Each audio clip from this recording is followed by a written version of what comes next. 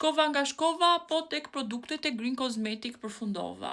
Derisa unë gjej atë idealen për flokun tim, unë këto 2 produktet e Green Cosmetic për yndyrën nuk do t'i ndaj më, sepse sa po i ndërpriva për një afat kohor, floku im më bë akoma dhe më keq, kështu që hajde t'ju a them se çfarë vetish kanë këto.